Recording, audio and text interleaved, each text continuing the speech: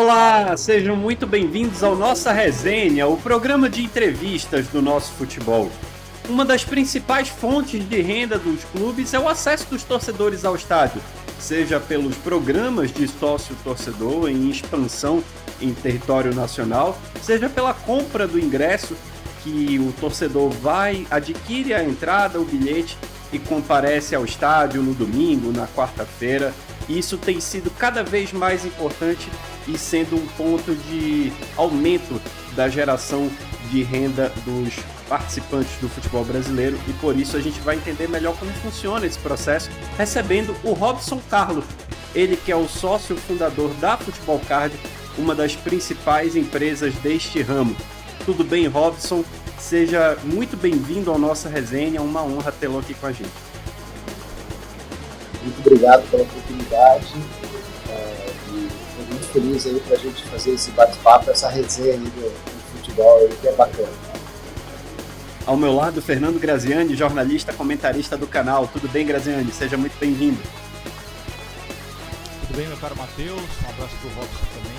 Vamos conversar. São muitos assuntos, importantíssimos assuntos, porque a empresa do Robson faz coisas que os clubes não conseguem fazer. Então a gente vai tentar entender, né, o que é que ele ajuda tanto assim, uma série de clubes, dezenas de clubes aqui pelo Brasil.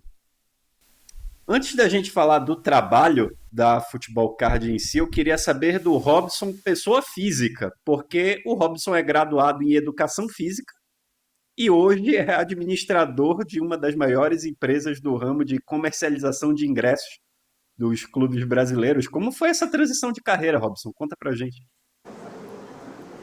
Isso aconteceu por acaso. A vida, a educação física faz parte aí de uma paixão pelo esporte, né? Quando a gente é jovem aqui no Brasil, a gente não tem muito um coach aí para onde ir, e acabei indo para a educação física. E eu sempre gostei de esporte, sempre amei futebol, sempre pratiquei jiu-jitsu, é minha paixão também, segunda paixão depois do futebol, que eu pratico há mais de 30 anos. Então, a conexão com o mundo do esporte aí, para mim, é extremamente importante e ajuda demais. E a Futebol Card, ela veio numa conexão em função da internet, né? Eu comecei a trabalhar com internet lá em 96, no início da internet aqui no Brasil, e nos anos 2000 aí a gente tivemos uma ideia aí que foi através de um sonho, foi por acaso, e utilizar o cartão de crédito como meio de acesso. A empresa nasceu graças a isso. Então, e de lá para cá são 19 anos de história, muita coisa aconteceu e tem bastante papo aí para a gente conversar aqui. Perfeito. Robson, então a grande ideia, a grande sacada foi transformar o cartão de crédito no ingresso. Claro que isso já está funcionando, mas isso foi uma ideia especificamente para o futebol ou foi uma ideia que pintou para qualquer coisa, para show, para qualquer acesso? Já que hoje todo mundo tem um cartão de crédito, né? Hoje ele pode estar no celular, pode estar em outras plataformas, mas quando teve a ideia, imagino que o cartão de crédito ainda não era apto a ser usado no celular, mas a ideia inicial da empresa foi transformar o cartão, tudo começou com o cartão de crédito virando ingresso, foi isso? Isso, na verdade foi um projeto que a gente viu antigamente, qual que era o grande problema das vendas de ingresso no Brasil? Você comprava, isso no início dos anos 2000, logo depois aí depois nós tivemos o estouro da bolha da internet e logo depois aí todo mundo comprava ingresso pela internet e o grande problema era retirar esse ingresso. Então você ia retirar o ingresso e era uma fila astronômica no estádio, em qualquer lugar. Você chegava atrasado, até chegava na hora para retirar o ingresso, você tinha que entrar numa fila ali, num guichê de bilheteria e tinha um grande problema. E a gente teve uma grande sacada, foi uma ideia, foi uma inovação mundial. Nesse sentido, a gente apresentou para a Visa e a Visa apostou, ela investiu no projeto, a empresa nasceu a partir disso. Então, como funcionava? Você comprava o seu ingresso com o cartão Visa e chegava com o próprio cartão que você comprou o ingresso, você passava na catraca. A catraca imprimia o ingresso, o comprovante, e aí você tinha o seu lugar ali garantido. Que além dos ingressos do cartão de crédito e débito como meio de acesso, a gente ainda garantiu lugar no estádio. Então a gente ainda criou vários sector rights, criamos setores visas em vários estádios na época, e isso fez a empresa crescer muito rápido, ficar bastante conhecida. Um dos setores mais famosos foi no Palestra Itália, que a gente fez 5 mil lugares, um ingresso caro, lugar marcado naquela época, ninguém imaginava que isso ia dar certo. E aí a gente reformava também a área interna de circulação, os banheiros, tudo. E aí a gente fez vários setores visas no país naquela época, foi no Palestra Itália, no Morumbi, na época do Engenhão, né, que era o estádio do Botafogo, logo quando o Botafogo pegou o estádio, na Vila Belmiro, ali no Santos, enfim, fizemos em vários estádios, né, e eram setores específicos, né, na qual a gente só queria vender ingresso pela internet, utilizando o cartão de crédito como meio de acesso. Então imagina, você compra o teu ingresso, o teu cartão que tu ia na padaria, no supermercado, é ele que passava na catraca. Você não precisava mais se preocupar em ir na bilheteria, retirar seu ingresso e fazer mais qualquer coisa. Você entrava no estádio. E aí isso aí revolucionou o futebol, revolucionou o mercado, a gente quebrou um paradigma gigantesco com isso. A gente começou a criar experiências e a empresa começou a ficar conhecida no mercado a partir disso. Agora, Robson, a gente sabe que o futebol, de forma geral, ele não é um meio tão aberto, digamos assim, à modernidade, apesar de já ter mudado um pouco nos últimos anos, mas quando você começa, você ainda encontra um futebol brasileiro muito analógico, eu vou usar esse termo. Vocês encontraram resistência dos clubes para implementar, num primeiro momento, essa entrada com cartão de crédito? Ainda tinha gente que queria aquele ingresso de papel tradicional. Vocês ainda encontraram muita resistência? A gente encontrou bastante, né, mas foi quebrando aos poucos, né, porque o sucesso no Palestra Itália foi absurdo. E aí logo em seguida o São Paulo também fez. Então os principais clubes do Brasil aderiram. E isso virou um case, então teve uma repercussão tão grande e realmente melhorava o processo. Só que o que nós tínhamos naquela época? A gente só fazia isso, vendia pela internet, você só conseguia entrar, a gente tinha as nossas catracas, então a gente entregava a venda com acesso através das nossas tecnologias juntos com as catracas e ainda operacionalizava isso. Com o passar do tempo, e o Palmeiras foi que começou a nos dar a oportunidade, a gente começou a fazer a bilheteria, de fazer o ingresso impresso, de fazer todo o processo também. E aí, por TVs, e fazer toda uma venda integrada online. Porque antigamente, o que acontecia? Era muita impressão de carga e ia se vendendo. Então, você não tinha muito controle disso.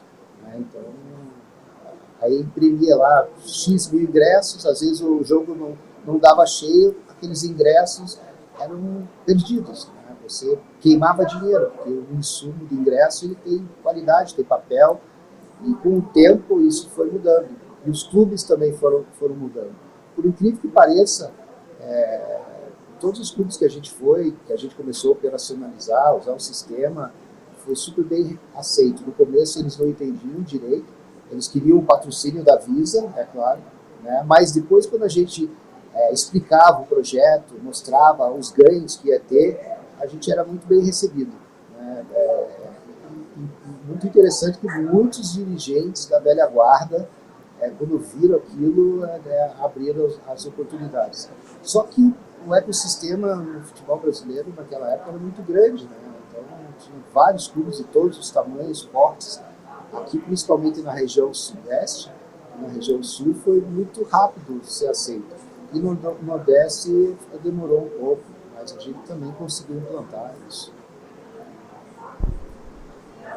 Robson, me diga uma coisa, em relação à tecnologia, como é que está sendo a evolução disso? Porque hoje, com a biometria facial, hoje os mecanismos para entrar num lugar se modernizaram muito, né? E muito rapidamente. E eu imagino que a empresa de vocês tem sucesso porque tem que acompanhar esse ritmo, né?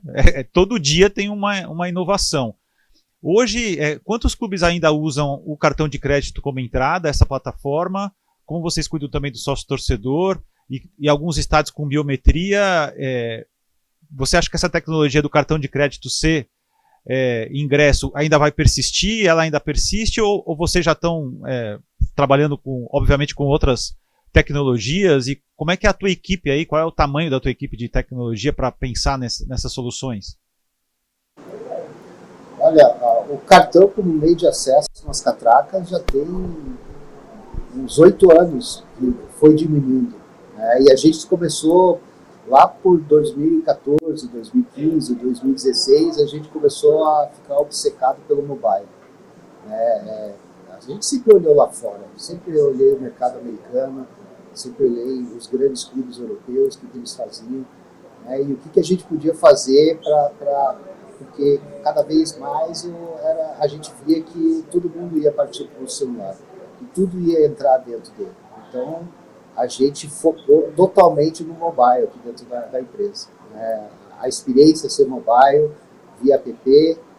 Então, a gente passou daquela linha do cartão como meio de acesso, a gente chegou a usar o QR Code estático, depois a gente evoluiu para o QR Code dinâmico, e com o QR Code dinâmico, que você não podia nem dar print na tela, que a tela ficava preta. Então a gente criou várias tecnologias com várias barreiras para não ter problemas com o cambismo, que nos ajudaram bastante. E agora eu passo agora, que é em função de uma lei que foi criada, que é uma obrigação de clubes, de estádios com mais de 20 mil lugares, que é a biometria facial, que na minha opinião ela ajuda bastante o processo, porque é um processo bem rápido, ajuda bem, e a gente tem trabalhado também com os estádios nesse sentido. Então isso é uma inovação que veio para ficar, não somente para o acesso, como também como meio de pagamento, com tudo. Logo a biometria facial ela vai estar dominando bastante coisa.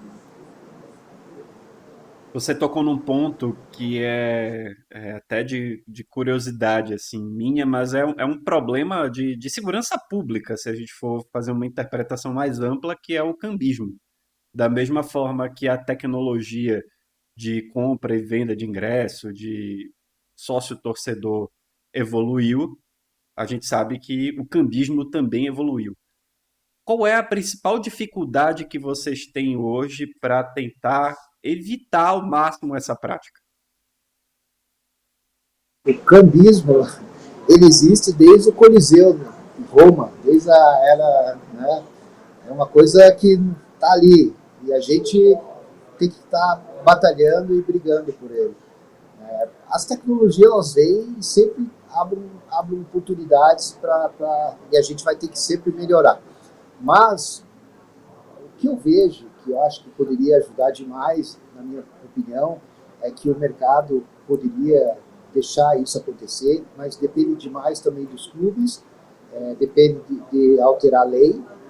Na minha opinião, deveria o mercado secundário existir no Brasil, e regulamentar, ter isso oficial, ter o mercado secundário oficial.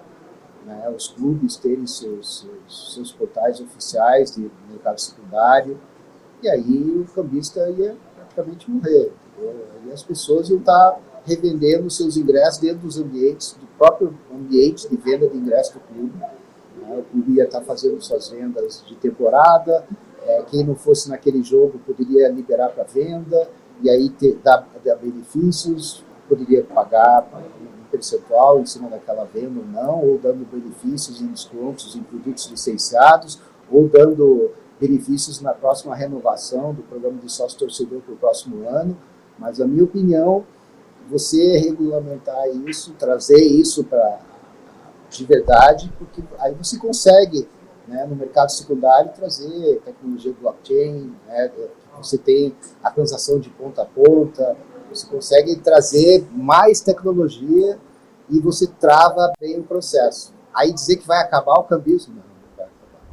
Mas vai modernizar, vai oficializar, vai deixar claro que hoje tem um mercado secundário que está ali do lado do estádio.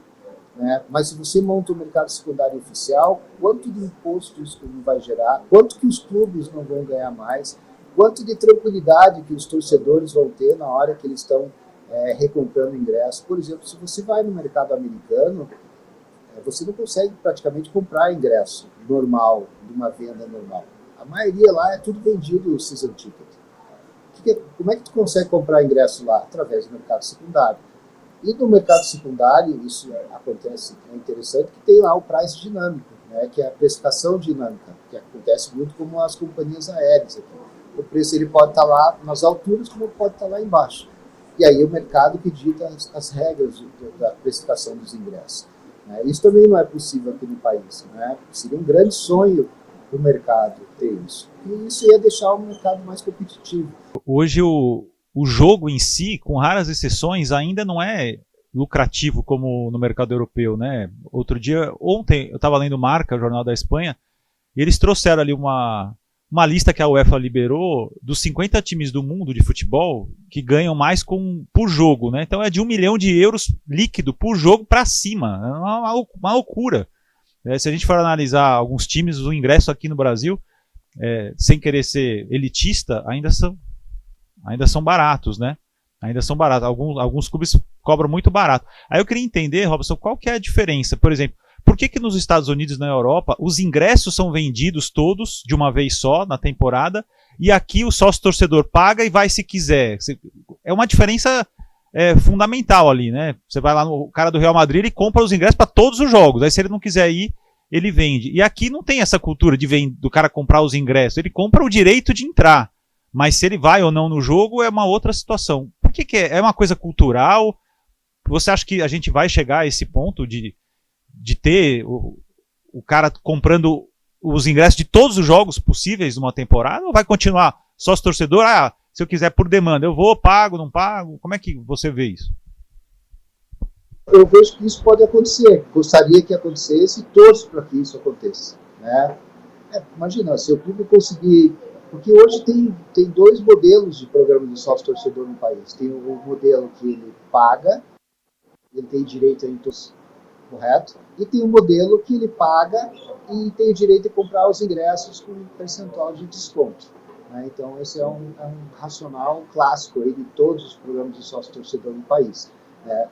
O grande ponto daquele modelo que ele paga e tem o direito em todos os jogos, ele é muito similar a uma compra de temporada, né? Porque ele pagou pelaquela temporada e tem direito em todos aqueles jogos. Só que muitos clubes não fazem, porque eles não têm a capacidade do estádio estar 100% cheia, então eles não conseguem ter, por exemplo, uma grande quantidade de pessoas que só compraram esse modelo. Né? Então, por exemplo, se eu tenho um clube de futebol, tenho um estádio de 20 mil lugares, eu vendi um modelo de sócio-torcedor onde ele compra e ele tem direito a todos os jogos, e eu consigo vender lá 18 mil, 17 mil, 15 mil, eu travei minha receita, né? Aquele faturamento que eu tenho, não tem mercado secundário aqui. Né? E aí, o que eu faço quando o cara não vai ao jogo? Eu tenho um problema, que aquela cadeira está vazia. Então, os clubes eles pedem para a pessoa fazer check-in. Né? E aí, fazendo check-in, ele tem a garantia. Mas eles não revendem os ingressos, porque isso não é algo cultural aqui. Mas eu acredito demais que isso vai mudar. Né? Quando a gente tem um calendário totalmente do início do ano, que você já sabe todos os jogos, você já sabe todos os jogos do Campeonato Brasileiro, todos os jogos ali. Aí o torcedor ele começa a olhar, ele começa a ver, putz, será que vale a pena eu comprar a temporada toda? E aí o clube também trabalhar, né? Porque muitas vezes, se um clube vai fazer uma venda de temporada, ele tem que precificar os ingressos antes. Né? Como é que eu vou vender minha temporada se eu não faço minha precificação de ingressos para o torcedor? E muitas vezes eu posso comprar uma temporada achando que é tal preço e chega no meio da temporada o dirigente pode tomar uma decisão e botar o preço do ingresso lá embaixo. Aí no outro ano eu não vou comprar. Aí os ingressos ficaram lá embaixo. Né? Muitas vezes se toma decisões na precificação do ingresso por emoção, por política, né, e não por estatística, por definição, para saber se aquele jogo realmente vale a pena cobrar X reais, porque aquele valor vai encher ou não o estádio. Né. A gente quer se posicionar um pouco diferente no mercado, quer ajudar os clubes nessa forma. Os grandes clubes já estão totalmente pensando nessa forma, né? Já estão começando a fazer precificação, já faz todo o planejamento estratégico, já pensam na temporada, já tem um racional relacionado a isso, já tem software, sistemas já que tem todo o database da precificação de X anos baseado naquele jogo sábado, 9 da noite, televisionado, contra tal time, qual foi o histórico nos últimos anos? Qual foi o preço cobrado naquele jogo? Que preço eu posso cobrar nesse jogo que vale a pena? Eu posso cobrar X ou XY, que vai ter alguma diferença e vai encher o estádio, né? Então, hoje, com os dados, com a inteligência artificial que está vindo cada vez mais forte, isso aí acaba virando informação valiosa para você tomar decisões e encher o estádio de verdade, que muitas vezes não se vende ingresso, só abre as vendas, né? E a gente quer ajudar com isso, né? A tentar encher o estádio. Todo jogo, na minha opinião, deveria ser pensado para encher o estádio. Todo jogo, como se fosse um show. Aquele jogo é um show, tem que lotar o estádio, tem que vender 100% do estádio. Como é que a gente pensa em vender? A venda corporativa, venda, ligação, tratar o funil, fazer anúncios, tá ali na guerra tentando encher o estádio naquele jogo. E não só simplesmente porque é um jogo, venda e não está muito preocupado, né? Então, e isso tem mudado. Hoje os grandes clubes já estão pensando dessa forma, que é a sua precificação, né? Fazer todo o seu planejamento estratégico, precificando seus ingressos no próximo ano, né? E isso ajuda demais no processo, né? No momento que você já precifica o ingresso, aquele valor daquele clássico, o valor da temporada do estadual, o valor da semifinal e final do estadual, o valor do Brasil, de outros jogos, já determina quais são os jogos do brasileiro.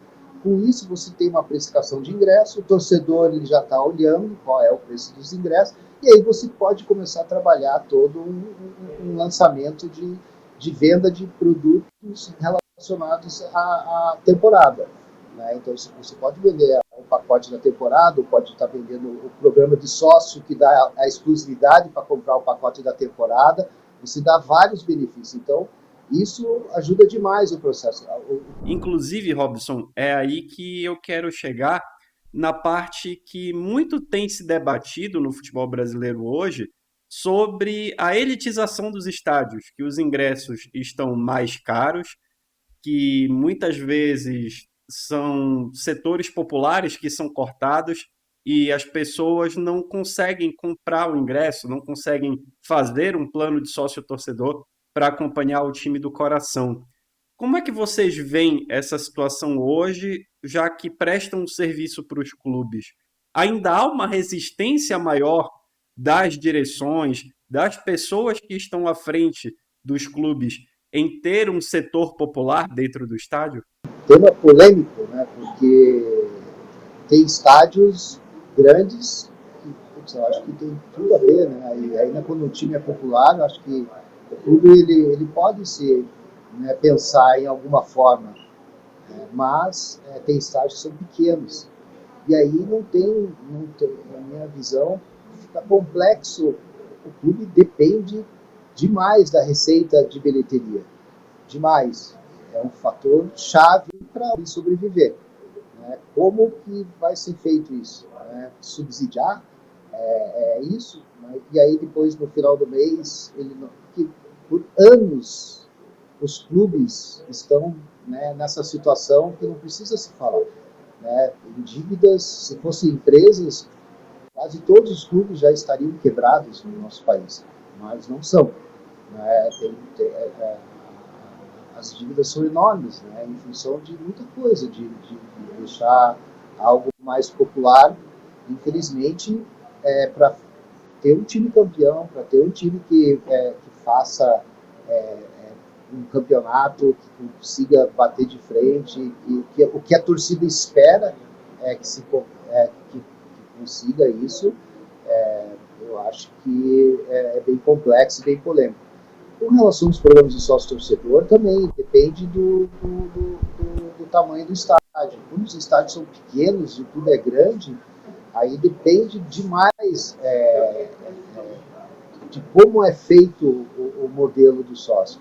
O que a gente gosta e os clubes têm feito é o modelo de rede, né? A pessoa que está indo no estádio, que está frequentando os jogos, ela tem o direito, quando chega uma grande final, e ela consiga comprar, porque ela está ali, independente do plano dela.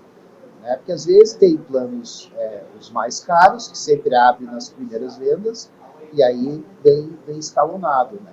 Mas se você coloca um rating, né, por fases, né, a pessoa que está indo ao jogo, ela vai ganhando pontos. A pessoa que comprou o ingresso e não foi ao jogo, ela perde pontos, ela não ganha pontos. E aí você começa a criar uma relação assim, deixando claro quais são as regras para o torcedor.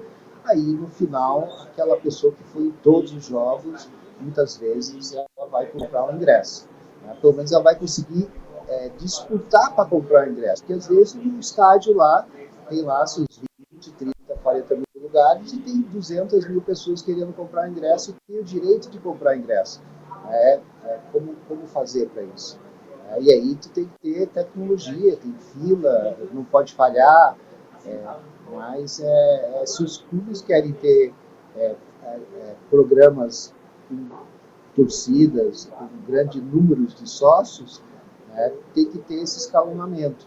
Né? E muitas vezes você pode ter um programa que não é o estádio, é um programa digital que dê benefícios, mas aí a pessoa já sabe que ela vai ter um dificultador de ir no estádio algum dia do jogo.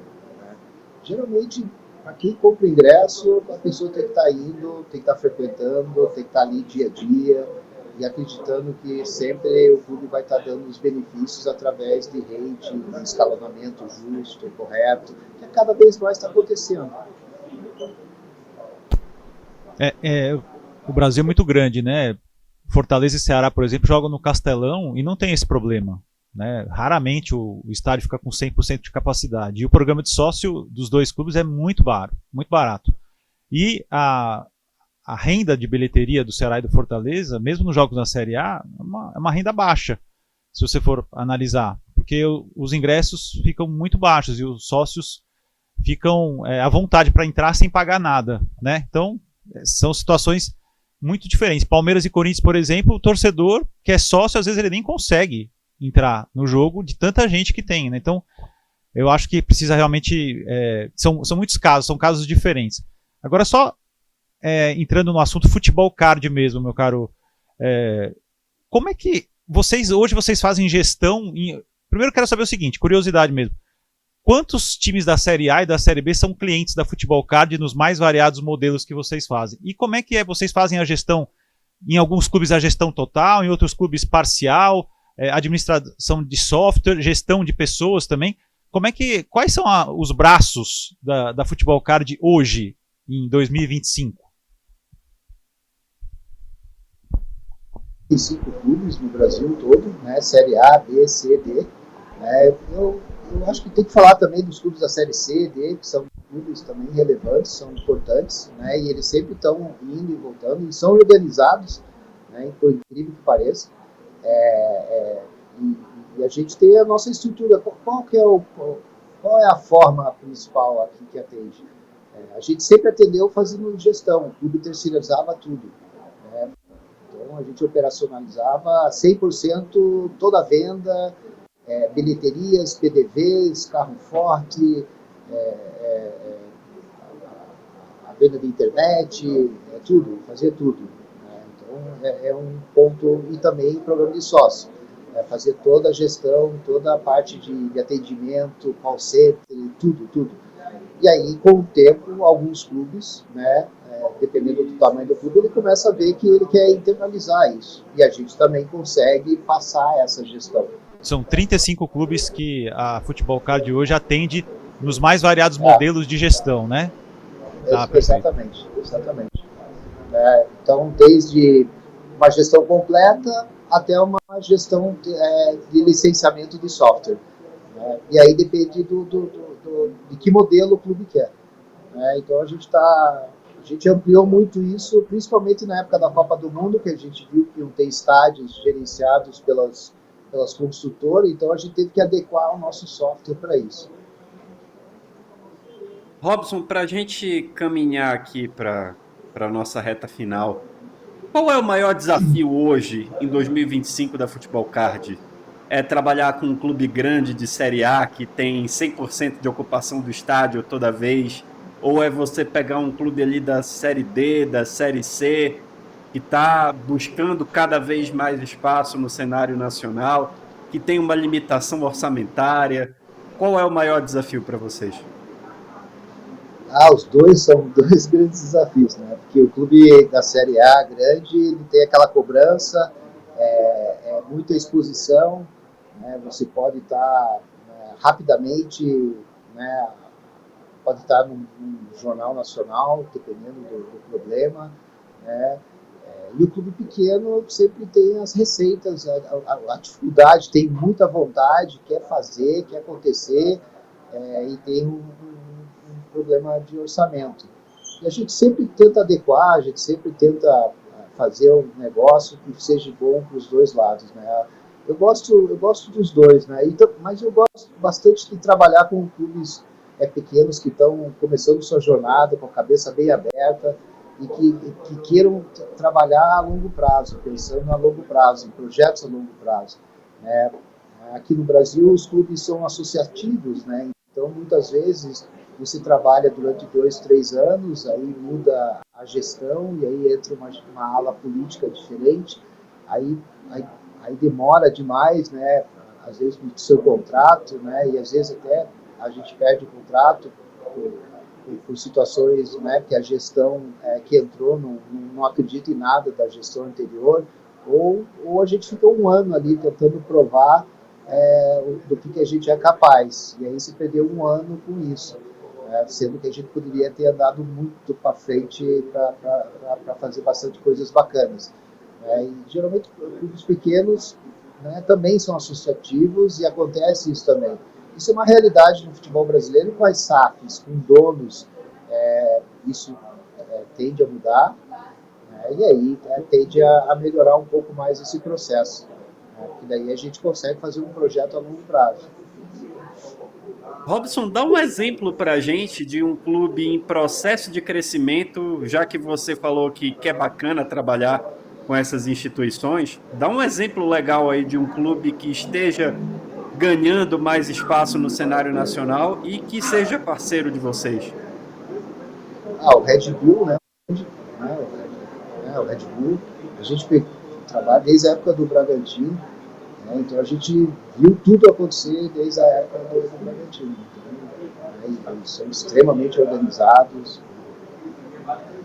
é muito bacana trabalhar ali com o Red Bull, um trabalho de longo prazo, eles sempre estão preocupados em detalhes, né, que você vê em empresas. Tem uma série de clubes aqui, a lista é interminável, seria uma sacanagem só falar do Red Bull, né? Tem o Náutico, a gente faz um belo trabalho lá, tem o Confiança do Sergipe, então tem clubes do Brasil todo, né, que a gente gosta, a Fonte Preta, tem o Fluminense, que é nosso cliente,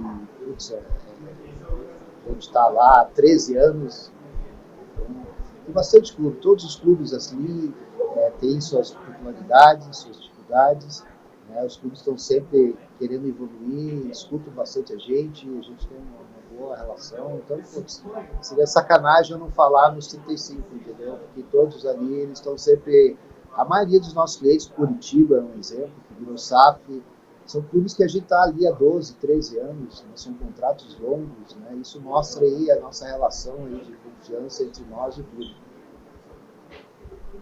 E aí, para o pessoal saber quais são os 35, é só entrar no site, né, da Futebol Card, que lá tem, né? Aí e aí o pessoal lá vai ter mais informações, né? Exatamente. como é que vocês trabalham? Eu queria fazer 2 perguntas em uma, rapidamente, porque a gente o Matheus já falou que estamos na reta final, né? Dá para fazer 8 horas de programa, hein? Mas estamos terminando. Mas me diga uma coisa, como é que vocês tratam com os dados dos clientes, né? Hoje é uma coisa muito importante, né? A manutenção, né? Do controle dos dados. E qual que é o próximo... qual que é o pulo do gato da empresa agora, assim, a Futebol Card? Tem algum projeto novo que vocês estão produzindo? Então, eu queria saber como é que vocês lidam com os dados, né, das pessoas, né, que vocês cuidam, isso é muito importante, e qual que é o próximo passo, qual é a evolução da Futebol Card, pensando no futebol, na administração de tantas coisas que vocês fazem? Com relação aos dados, a gente segue totalmente a lei LGPD, né, junta como regra. A gente está criando uma área específica sobre isso. A gente está contratando um escritório especializado aí para nos assessorar, para nos ajudar a trabalhar da melhor forma possível. Então, a gente tem uma área de dados aqui que a gente só pensa e trabalha. A gente tem integrações, a gente tem ERP, a gente tem um CRM bem robusto, a gente tem uma ferramenta de Business Intelligence. Então, a gente está aqui trabalhando para tentar passar a melhor experiência de dados para que o clube possa tomar decisões estratégicas e a gente possa orientar o clube com relação a isso.